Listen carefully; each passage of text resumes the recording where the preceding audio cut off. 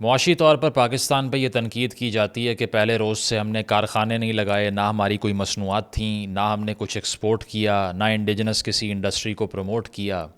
तो आज इसको गलत साबित करते हैं। उसकी वजह है कि एक इंडस्ट्री पाकिस्तान में ख़ासी थ्राइव कर रही है, जिसके ऊपर शायद बहुत से लोगों का ध्यान गया भी ना हो, और उस इंडस्ट्री का नाम है बैगिंग इंडस्ट्री, यानी कि भीख मांगने की इंडस्ट्री, भीख मांगने की फैक्ट्रियाँ। आपको याद होगा पिछले साल गज़नफ़र हुसैन नामी एक भिखारी जड़ांवाला से गिरफ़्तार हुआ था, जिसके अकाउंट से 3 करोड़ रुपए निकल आए थे। ठीक है।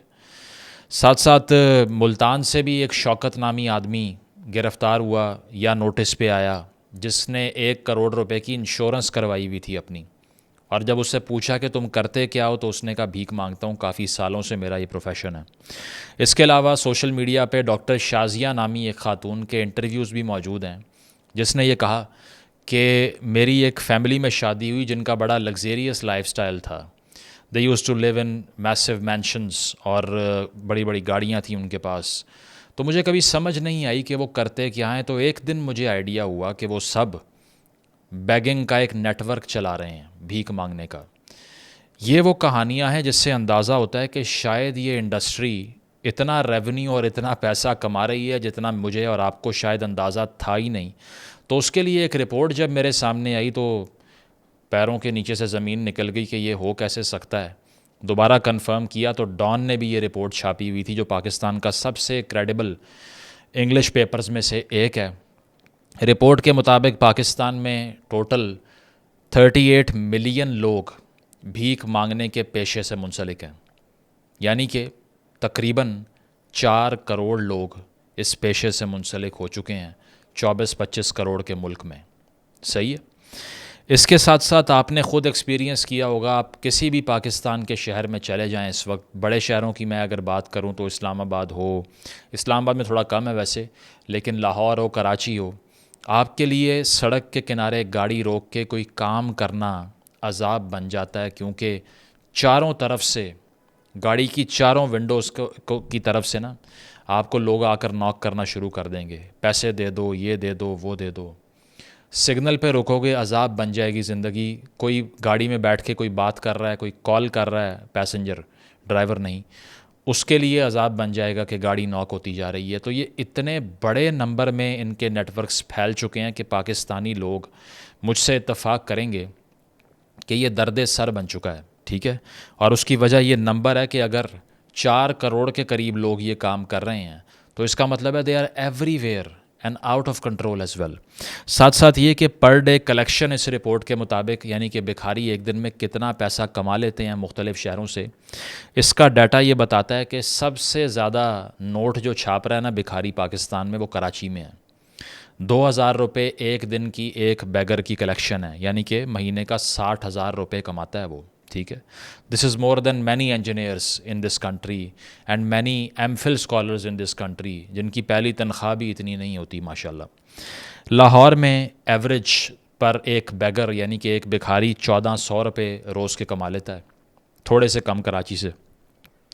इस्लामाबाद में इस रिपोर्ट के मुताबिक एक भिखारी 950 रुपये कमाता है एक दिन के, यानी कि इस्लामाबाद वाले लोग ज़रा बेहतर तर्ज़ अमल इख्तियार करते हैं, पैसे कम देते हैं भिखारियों को। और उसकी एक और वजह भी है, सड़कें जितनी ख़राब है ना जिस शहर में, उतने ही ज़्यादा बैगर्स वहाँ पर हैं और कमा रहे हैं, क्योंकि सिग्नल्स नहीं हैं, ट्रैफिक का निज़ाम ठीक नहीं है। इसीलिए कहीं भी खड़े हो जाओ, रोड ब्लॉक कर दो, गाड़ियों की स्पीड स्लो हो जाएगी, मांगने के लिए आ जाओ। तो इसीलिए कराची की सबसे बदतरीन सड़कें हैं असल में, तो वहाँ बैगर ज़्यादा कमाता है, उससे कम लाहौर में और उससे कम इस्लामाबाद में। तो ये एवरेज बनती है मुल्क के तमाम बड़े शहरों की 850 से 900 रुपये की कलेक्शन। एक भिखारी ऑन एवरेज पाकिस्तान में बड़े शहरों में अगर वो अपना धंधा चला रहा है, तो वो 900 रुपये के करीब एक दिन के कमा लेता है। अब इस लिहाज से 38 मिलियन से इस रिपोर्ट ने जब रेवेन्यू निकालने की कोशिश की, तो आपको यकीन नहीं आएगा कि रोज़ाना की बुनियाद पे, एवरी सिंगल डे, एक भिखारी जो बाहर निकलता है फील्ड में, अगर उन तमाम की कलेक्शंस को मिला लिया जाए तो 32 अरब रुपए भिखारी पाकिस्तान में रोज़ कमा रहे हैं। बेगर्स इन दिस कंट्री, दोबारा सुने, are earning ₹32 billion every single day. ठीक है, एनुअली ये बनता है 117 ट्रिलियन रुपीस, 117 खरब रुपए की इंडस्ट्री है। यानी कि ये अगर डॉलर टर्म्स में मैं आपको बताऊं, अगर आप इंटरनेशनली इस वीडियो को देख रहे हैं बाहर बैठ के पाकिस्तान से, so the begging industry in Pakistan is $42 billion per year, according to the report published by Dawn News, Economic Times and many other international papers as well. Links दे दूंगा डिस्क्रिप्शन में। पाकिस्तान की आईटी इंडस्ट्री, जिसको गोल्ड माइन कहा जाता है, जो काफ़ी पैसा लेकर आई है मुल्क में, वो भी एक साल में $3 बिलियन कमाती है। $3 बिलियन। बैगिंग इंडस्ट्री कितना कमा रही है? $42 billion. This is almost 14 times more than IT industry is making per year. So what should I से? मैं क्या बताऊं आप लोगों को कि बच्चों को भिखारी बनाएं सॉफ्टवेयर इंजीनियर की बजाय। इसके साथ साथ अगर पाकिस्तान में ये कार्रवाइयाँ इतने खुलेआम चल रही हैं तो आप ये सोच रहे होंगे इसे कोई रोकता क्यों नहीं है। और अगर ये मैं आर्ग्यूमेंट करूं कि इसको बंद होना चाहिए तो लोग कहेंगे कि आपको शर्म नहीं आती कि जो लोग भूखे हैं या खा नहीं सकते, आप उनका रोज़गार बंद करना चाह रहे हैं। लेकिन ये पाकिस्तान के कानून की खिलाफ वर्जी है। ठीक है, 1958 के वैग्रेंसी ऑर्डिनेंस के लिहाज से अगर देखा जाए तो भीख मांगना और अपने बच्चों से भीख मंगवाने के जुर्म की सज़ा 3 साल की कैद है। कितने गिरफ्तार होते हैं? ना होने के बराबर। इसके अलावा पाकिस्तान में डॉन की रिपोर्ट ये कहती है, millions in Pakistan have resorted to begging as the sole source of income. They have also formed intricate networks beyond geographical boundaries. ये मैं आपको आगे चल के बताता हूँ। लेकिन ज़्यादा गैंग्स जो ऑपरेट कर रहे हैं, अब गैंग्स क्या हैं? गैंग्स ये हैं कि नेटवर्क्स होते हैं जो इलाके का तयन करते हैं कि किस सड़क पे कितने लोग खड़े होंगे। उनकी शिफ्ट्स होती हैं, उनका पिक एंड ड्रॉप होता है। ये जो हम और आप देखते हैं ना सिग्नल पे किसी के बाल ख़राब हैं, बुरी हालत है, these are disguised people, because वो अपनी असल हालत में आपके सामने नहीं आते। मोस्टली 99% उन्हें पिक एंड ड्रॉप दिया जाता है, छोड़ के जाते हैं, रात को लेके जाते हैं, कलेक्शन में आधा आधा बांट लेते हैं। ये हो रहा है आपके और हमारे साथ कि हमारी जेबों से पैसे निकाल के ये नेटवर्क चला रहे हैं यहाँ पे, और अपने बच्चों को और नस्लों को इस काम पे लगा रहे हैं। आगे चलें तो पाकिस्तान अनफॉर्चुनेटली, क्योंकि ये पाकिस्तान में $42 अरब की इंडस्ट्री है, तो फिर अगर इतनी बड़ी इंडस्ट्री मुल्क में हो तो उसकी एक्सपोर्ट्स तो होती हैं। तो इस इंडस्ट्री की भी एक्सपोर्ट्स, अब सुन लीजिए कि हम बैगर एक्सपोर्ट किस बड़े नंबर में कर रहे हैं। 30 जुलाई को, यानी कि पिछले महीने, सेनेट की standing committee on overseas Pakistanis and human resource, एक सेशन होता है सेनेट का। इस स्टैंडिंग कमेटी को बताया जाता है, कोट एंड कोट कह रहा हूँ, मेरे अल्फाज नहीं हैं, A staggering 90% of beggars arrested in foreign countries are Pakistanis, mostly gone there on pilgrimage visas to Saudi Arabia, Iran and Iraq. दुनिया भर में जितने भी भिखारी रिसेंट ईयर्स में, हालिया सालों में अरेस्ट हुए हैं, उसमें से 90% पाकिस्तानी हैं। और ये किस तरह बाहर चले जाते हैं भीख मांगने के लिए? पिलग्रिमेज के वीज़ास पे, यानी कि ज़ियारतों पे इराक़, ईरान और साथ सऊदी अरेबिया चले जाते हैं हज और उम्रे के लिए, और वहाँ जाके ये हरकत करते हैं। ठीक है, और ये सेनेट की कमेटी को ब्रीफिंग दी गई है, मेरी तरफ से नहीं, ओवरसीज़ पाकिस्तानीज़ की जो सेक्रेटेरिएट है उसकी तरफ से। इसके साथ साथ ये भी बताया गया कि अब जापान में भी ये धंधा शुरू हो चुका है, यानी कि पाकिस्तानी जापान जाकर भीख मांगने का एक नया प्रोग्राम शुरू कर रहे हैं। वहाँ पर भी ये केसेस सामने आ रहे हैं। जापानीज़ भी सोच रहे होंगे कि ये नया ट्रेंड जो है हमने प्रेडिक्ट नहीं किया था कि यहाँ पर आकर ये शुरू हो जाएगा। अब होता क्या है कि ये एजेंट्स जो कि मोस्टली साउथ पंजाब से ऑपरेट होते हैं, सेंट्रल पंजाब के भी कुछ शहर इसमें इन्वॉल्व हैं, 1-2 शहर कश्मीर के भी रिसर्च कहती है कि सामने आए, ये सारा ख़र्चा उठाते हैं बैगर्स का और उनको टिकट्स करवा के देते हैं, वीज़ाज़ लगवा के देते हैं। और डील ये होती है कि आपने बाहर जाना है, एक उनको टारगेट देते हैं कि इतने पैसे कमा के लाने हैं हर सूरत भीख मांग के, और जब वो वापस आएंगे वीज़ा एक्सपायर होने के बाद तो 50-50% होगा। तो एजेंट आपकी टिकट के पैसे देगा, बाहर भेजेगा, कलेक्शन का आधा वो अपनी जेब में डालेगा। ये है नेटवर्क। ठीक है, और इसके साथ साथ ये है कि 2023 में भी FIA की तरफ से तकरीबन 16 भिखारियों को मुल्तान की एक फ़्लाइट जो कि सऊदी अरब जा रही थी उससे अरेस्ट किया गया। अब एफआईए काफ़ी एक्टिव है आजकल, जिसकी मैं तारीफ़ करूँगा कि they are doing the right thing, but इसको एक अलार्मिंग स्केल पे करना पड़ेगा, ठीक है। इसके अलावा 2024 जुलाई में यानी कि पिछले महीने 2000 पासपोर्ट गवर्नमेंट ने ब्लॉक किए हैं और शनाख्ती कार्ड भी ब्लॉक किए हैं उन लोगों के जिसका ताल्लुक़ इस नेटवर्क से पकड़ा गया है, जो बाहर गए और बाद में डिपोर्ट हुए या वापस आए, आइडेंटिफाई हो गए। तो 2000 तो सिर्फ पिछले महीने पकड़े हैं, तो आप हिसाब लगाइए कितने बड़े नंबर में ये काम हो रहा है। और मोस्टली ये फ़्लाइट्स जिसमें ये लोग सवार होते हैं वो ज़्यादा जाती हैं मुल्तान से, क्योंकि वहाँ शायद स्क्रूटनी कम होती है, इसीलिए वो वहाँ का इंतखाब कर लेते हैं। इसके साथ साथ एक बड़े नंबर में पिक पॉकेट्स यानी कि जेब जो काटते हैं उन लोगों को जो पकड़ा गया अनफॉर्चुनेटली हरम के आसपास और साथ साथ होली साइट्स के आसपास, उसमें भी पाकिस्तानियों का नंबर बहुत बड़ा था। साथ साथ 12 अगस्त 2024 इस महीने यौम आज़ादी से 2 दिन पहले एफआईए ने इस्लामाबाद के एयरपोर्ट से 6 लोगों को अरेस्ट किया। वो भी उम्रा करने जा रहे थे और इंटेलिजेंस बेस्ड अरेस्ट हुआ ये कि आइडिया हो गया कि ये भी भीख मांगने जा रहे हैं, नेटवर्क पकड़ा गया, ठीक है। साथ साथ ये कि इंटीरियर मिनिस्ट्री ने ये बताया है कमेटी को कि पिछले 2 सालों के अंदर इन 2 ईयर्स ओनली हमने मुख्तलिफ़ फ़्लाइट्स पर छापे मार के 44,000 लोगों को ऑफलोड किया है। अब अगर आपको लग रहा है ना कि ये हवाई कहानी है कि इतने ज़्यादा बेगर्स पाकिस्तान में हो ही नहीं सकते, तो आप ये इनके अपने स्टैट्स देखिए इंटीरियर मिनिस्ट्री के कि उन्होंने सिर्फ 44,000 लोगों को तो पिछले 2 सालों में ऑफलोड किया है कि वो भीख मांगने जा रहे थे, पहले पकड़े गए, ठीक है, सस्पिशन की बुनियाद पर भी किया है। साथ साथ ये कि अभी सेनेट कमेटी को ये भी बताया गया कि सऊदी अरेबिया से एक अग्रीमेंट हुआ है पाकिस्तान का, जिसके तहत सऊदीज़ ने कहा है कि तुहानू खुदा दा वास्ता है ये मज़ीद बैगर्स यहाँ ना भेजें और लेस स्किलफुल लोग भी यहाँ ना भेजें। एक एग्रीमेंट हुआ है, ये भी सेनेट कमेटी को बताया गया। मैं अपनी तरफ से कहानी नहीं सुना रहा, तो वो भी तंग आके हाथ जोड़ रहे हैं कि इनको रोक लें किसी तरह, ठीक है।